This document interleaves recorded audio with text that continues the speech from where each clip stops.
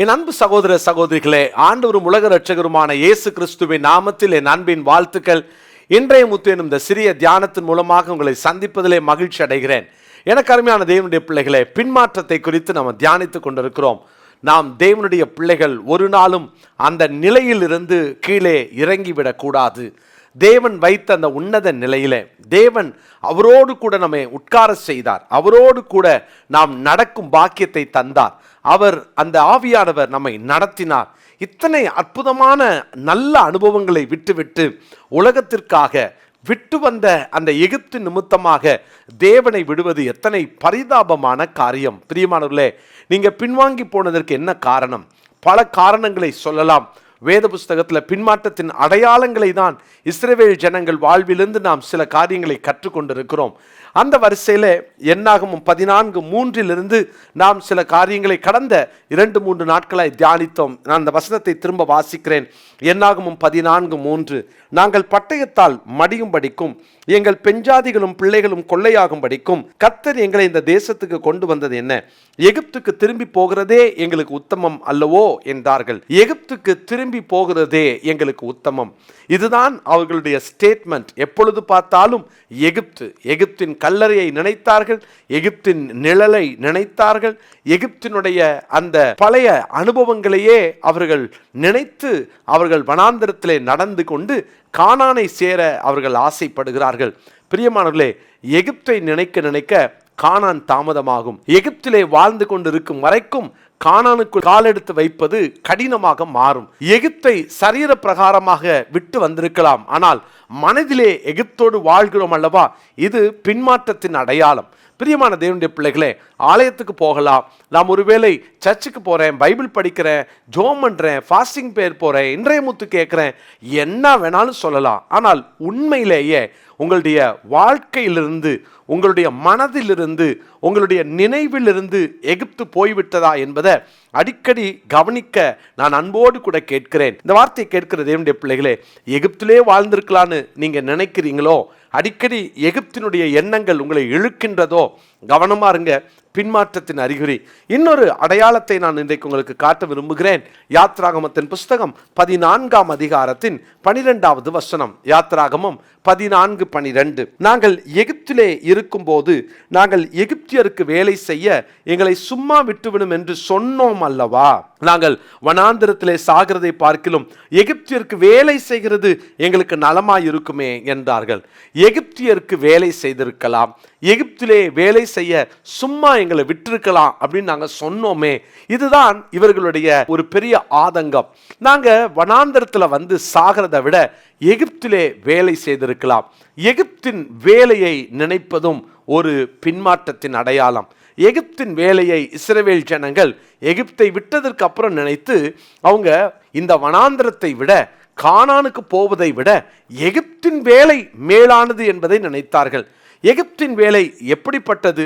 எதை குறிக்கின்றது? பார்வோன் இஸ்ரவேல் ஜனங்களை வேலை செய்வதற்காக கடினப்படுத்தினான். இனி செங்கலை அறுத்துக் கொள்வதற்கு நீங்கள் தான் உங்களுடைய காரியங்களை தேடிக்கொள்ள வேண்டும் என்று அவர்களை கடினமாய் வேலை வாங்கினான். அவர்களுக்கு இன்னும் அதிகமான பளுவை சுமத்தினான். அப்பொழுது மோசேயும் ஆரோனும் பார்வோனிடத்தில் சென்று நாங்கள் கர்த்தருக்கு ஆராதனை செய்வதற்காக எங்களை போகவிடும் என்று சொன்ன பொழுது பார்வோன் சொன்னது என்ன தெரியுமா? நான் அனுப்ப மாட்டேன். அவர்கள் தேவனுக்கு ஆராதனை செய்வதை பார்வோன் விரும்பவில்லை. மாறாக சும்மா இருக்கிறதுனால தானே நீங்க ஆண்டவரை நினைக்கிறீங்க, அப்போ வேலையை கொடுத்துட்டா நீங்க ஆண்டவரை நினைக்க வாய்ப்பு இருக்காதே என்று சொல்லி அவன் அதிகமான வேலை பளுவை தந்தான். பிரியமானவர்களே, தேவனை ஆராதிக்க வந்த இடத்திலே நாம் வேலையை நினைப்பது ஒரு பின்மாற்றத்தின் அடையாளம். இன்னொரு வார்த்தையில சொன்னா, தேவனை ஆராதிக்க முடியாதபடி உங்கள் வேலை தடுத்தால் நாம் எகிப்தை நினைக்கிறோம் என்று அர்த்தம். இன்னைக்கு 190% கிறிஸ்தவர்களுக்கு தங்கள் வேலையின் நிமித்தமாக சர்ச்சுக்கு வரல, சர்ச்சுக்கு லேட்டாக வரேன், அல்லது நான் ஜோம் பண்ண நேரம் இல்லை, பைபிள் படிக்க நேரம் இல்லை. இது ஆணித்தனமாய் சொல்லுவேன், பின்மாற்றம். தேவனுடைய பிள்ளைகளே, இதுல வேற எந்த மாற்று கருத்தும் கிடையாது. நீங்க சாக்கு போக்கு சொல்லி வாய்ப்பே கிடையாது. காரணம் என்ன தெரியுமா? எனக்கு வேலை அதிகம், அதனால பைபிள் காலையில வாசிக்கல, டைம் கிடைக்கும் போது வாசிக்கிறேன் அப்படின்னா நான் என்னுடைய ப்ரையாரிட்டியை தப்பான இடத்துல வச்சுட்டேன்னு அர்த்தம். நான் ஆண்டவருக்கு கொடுக்க வேண்டிய அந்த முன்னுரிமையை என் வேலைக்கு கொடுப்பது எகிப்தின் வேலையை நினைப்பது. என்னுடைய வேலை, என்னுடைய பணிகள் அதிகம், என் பணி சுமைகள் அதிகம். காலையிலே எழுந்து நான் வேலைக்கு போறதா, பைபிள் படிக்கிறதா? காலையில எழுந்து நான் பள்ளிக்கூடத்துக்கும் கல்லூரிக்கும் போறதா, அல்லது நான் உட்காந்து பைபிள் படிக்கிறதா? காலையில எழுந்து நான் ஜெபம் பண்றதுக்கு எனக்கு நேரம் கிடையாது, நைட்டு பார்த்துக்கலாம், அல்லது எனக்கு ஃப்ரீ டைம்ல நான் ஜெபம் பண்றேன்.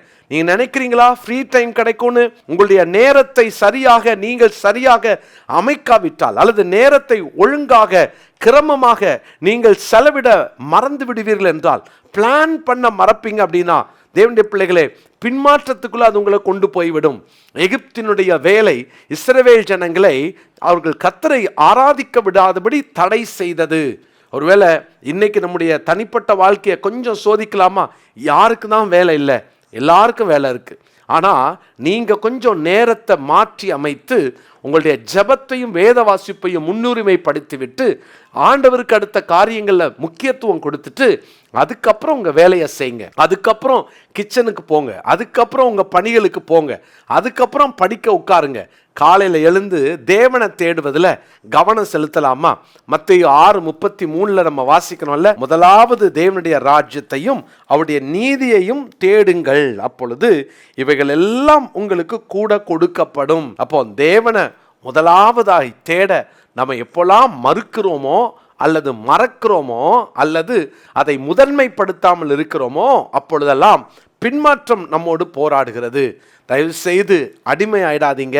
வேலை தேவைதான், ஆனால் அது உங்களை கடினமாக வேலை வாங்கி தேவனை தேடுவதற்கு உங்களுடைய எனர்ஜியெல்லாம் அந்த வேலை உறிஞ்சதுக்கு அப்புறம் ஒன்றுமே இல்லாமல் கரும்பு அந்த ஜூஸ் எல்லாம் அதை பிழிஞ்சு எடுத்ததுக்கு அப்புறம் சாரை கொண்டு போய் அதை போட்டு அதில் இருந்து ஏதாவது ஒன்று செய்ய முடியுமான்னு நினச்சா எத்தனை பரிதாபம் இல்லையா?